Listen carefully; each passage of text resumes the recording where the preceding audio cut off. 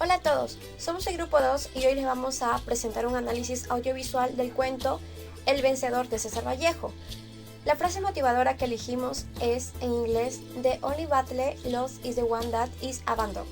Lo que significa es la única lucha que se pierde es la que se abandona.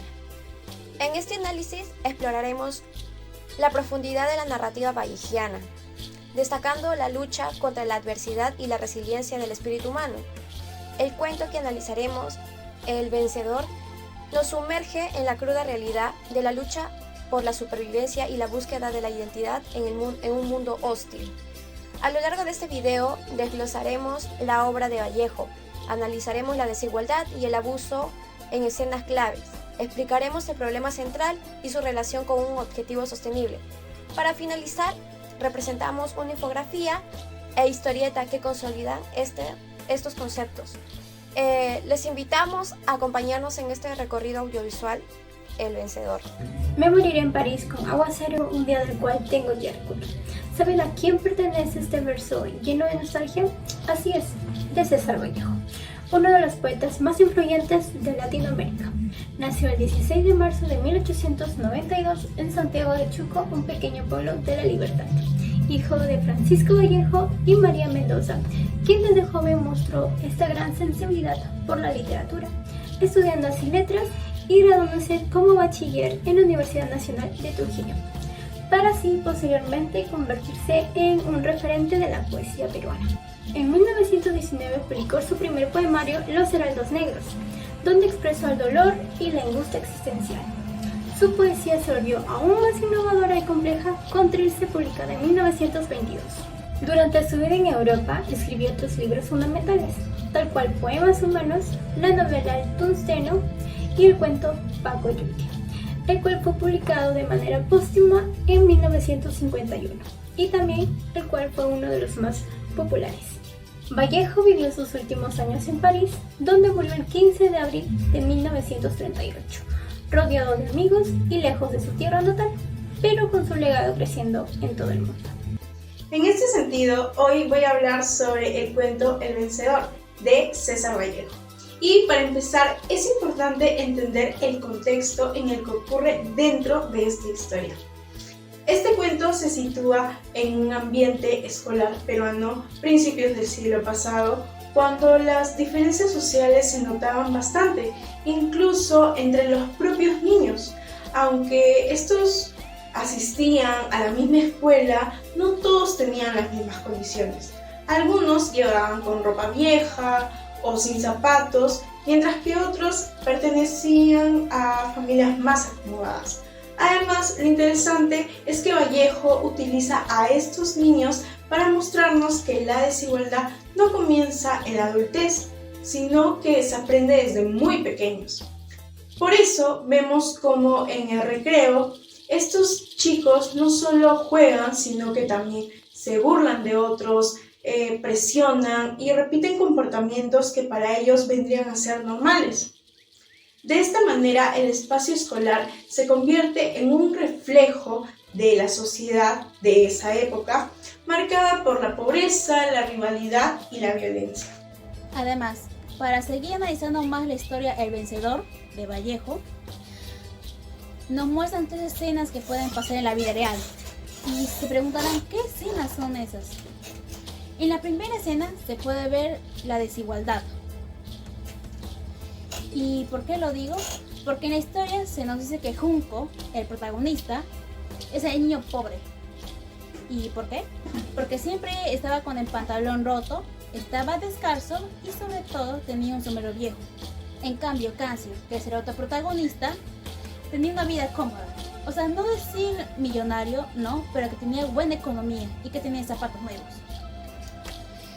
En la segunda escena se puede ver el abuso de poder. En esta parte, Cancio, que está peleando con Junco, se mete un niño en esta pelea, que comienza a golpear. Y de ese niño después viene otro niño más grande. Y el que sale más herido en esta parte fue Cancio, ya que es el más débil. Y en la última escena se puede ver el acoso escolar. ¿Y por qué lo digo? Porque en esta parte los niños que están alrededor del protagonista comienzan a empujar al protagonista para que comiencen a pelearse entre ellos. Comienzan a gritar, comienzan a hacer sus apuestas y comienza a burlarse para ellos y así comienza una pelea entre los dos. Con estas escenas que estoy mencionando, se puede ver la crueldad que puede pasar, una representación que Vallejo nos muestra y que obviamente estas acciones pueden hacer mucho daño, sea para niños, adolescentes y adultos. Y justo lo que se acaba de mencionar componente con algo que sigue pasando hoy en día. Miren este caso actual en un colegio de arte donde una estudiante de 13 años fue agredida físicamente por una de sus compañeras. Varios estudiantes, en lugar de ayudarla, empezaron a filmar lo sucedido, incluso alentaban a esta situación. ¿Les suena? Porque esto es exactamente lo que pasa en el cuento El Vencedor. La presión del grupo, donde nadie interviene pero todos observan, donde la violencia entre dos deja de serlo para hacer un espectáculo para los demás. Y lo más fuerte de todo es que la niña agredida no solo recibe los golpes físicos, también carga con la humillación, el miedo y la sensación de que nadie la pueda proteger. Esto sucede tanto en el cuento como en el caso real. La víctima se va a sentir completamente sola al observar al público que normaliza la violencia.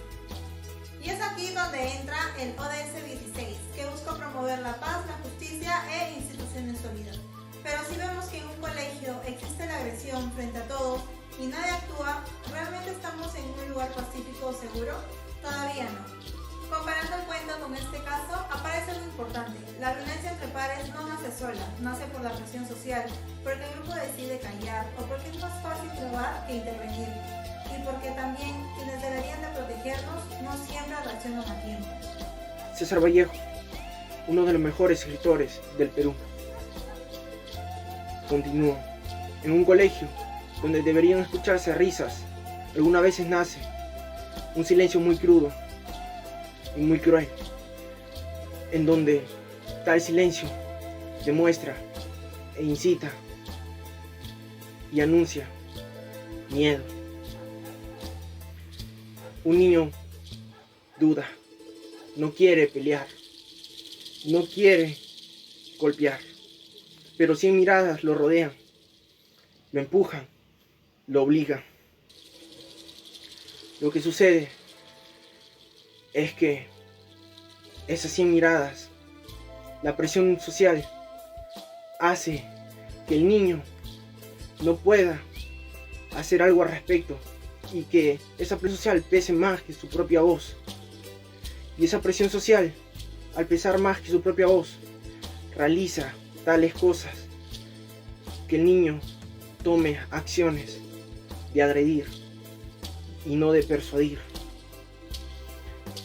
Y al momento que el niño no quiere dar ese golpe, lo que sucede es que eso forma un obstáculo, una pared para los demás. La violencia avanza rápido cuando la empatía retrocede.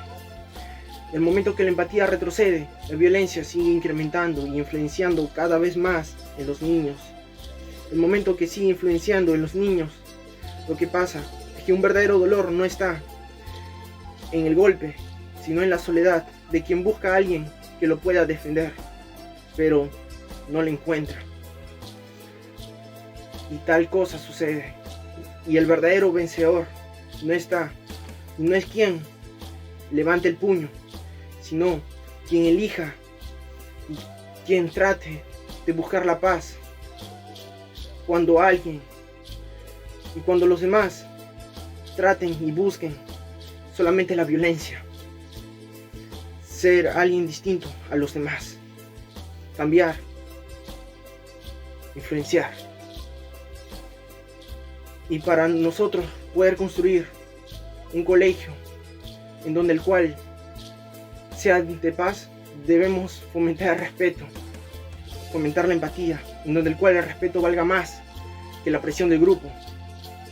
Y tal presión del grupo no debe influenciar más, y así poder formar personas y niños con buenas actitudes, con un pensamiento muy distinto a lo que tienen muchos niños hoy en día. En esta parte presentaré nuestra infografía titulada Individuo y Sociedad, donde mostramos cómo la presión social influye en las decisiones y emociones del protagonista. Para comenzar, exponemos las causas principales: el juicio social, la crisis de identidad y la tensión entre lo que uno desea hacer y lo que la sociedad exige.